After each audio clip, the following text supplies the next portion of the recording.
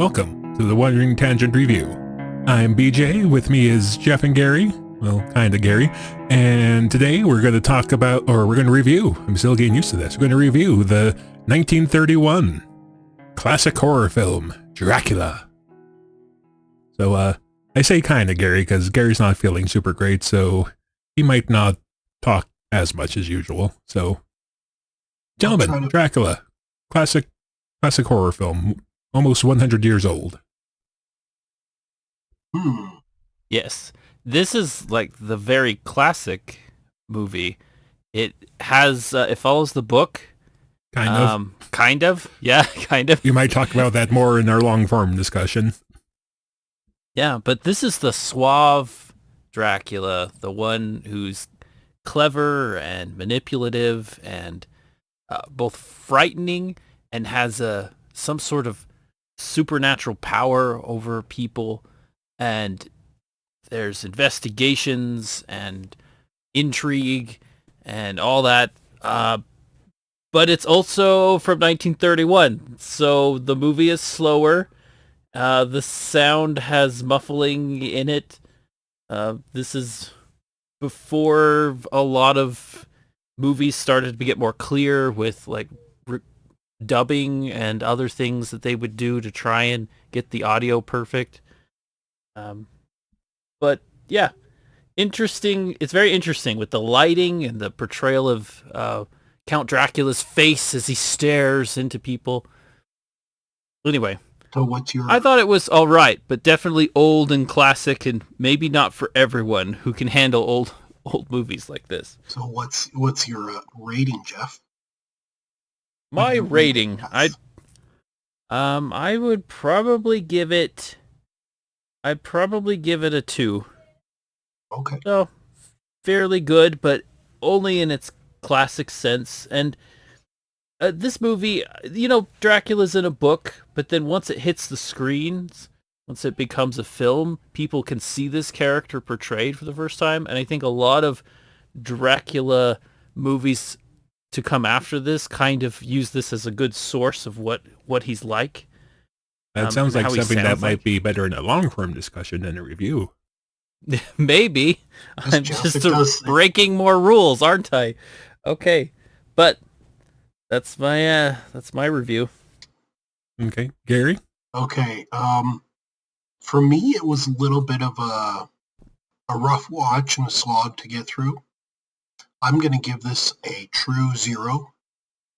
I did not dislike it, but it was rough to get through.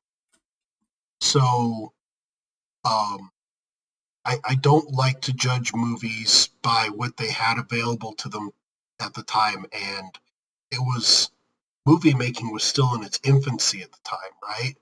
But having said that, I still have my problems with this movie, and it's so far back, and it's so kind of not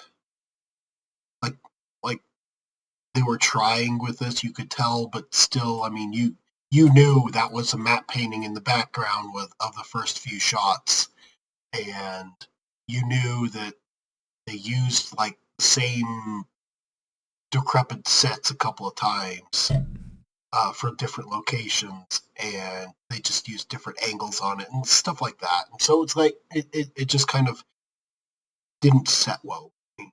So in that case, I can't give it a positive review, but I can't give it a negative review because I didn't hate it. You know, a good technical achievement for its time. And it did have the Dracula story that it told functionally well. So there's that. Anyways, that's my review. 0. Gary's over here just still having fun to score, and just it was as far as I know, 0 is acceptable. Is it not? Yes, it is acceptable. It was not really intended to be a score, but it is acceptable. But to be fair, you're also the person who insisted that we do 0.5s as well. So, but anyway, I guess I'm more in line with Jeff because I also gave it a 2. I did not have a hard time watching it outside of the fact that I had just read the book for the umpteenth time. So, most of the notes I took are all the ways that it is different from the book, but that's not part of a review. That's part of a long-form discussion. Like, obviously the best part of the movie is Lugosi as Dracula and Edward Van Sloan as Van Helsing, because they're kind of the only two people who are kind of like characters in the movie, I guess. Everyone else is just kind of there. Well, I guess Renfield's kind of a character, but I was going to say Renfield is through the whole. It's pretty much there the whole movie. So, well, I have my problems with Renfield, but that's mostly because of the fact that I am a big fan of the book. But so, like I said, that's time for a different discussion that will happen later, I think. But anyway, yeah, it is old. It does show its age. There's basically no soundtrack, so if you don't like silence in your movie, this is not the movie for you. There are lingering shots in silence of Dracula staring at the camera with a bar of light over his eyes and the rest of him in shadow, which I'm sure was quite dramatic back in 1931. So, and it has incredible bat special effects. Oh, like every time there's a bat in the scene, there's a great moment. Well, they're practical effects, Jeff. So yes. So as far as I know from you, you should love that because they're small bat miniatures that aren't computer animated. So that should be right up your alley, honestly. Anyway, we're trying to keep this short for poor Gary's sake. So 2 2s and a 0, right? Right. Okay, so a little bit of a more abrupt discussion, I guess. As probably sorta. Probably for the best. Yeah, especially for poor Gary over here. Though, so I guess Jeff as well, for reasons we might talk about long-form discussion. You'll have to tune in and find out. But any other quick review thoughts, gentlemen?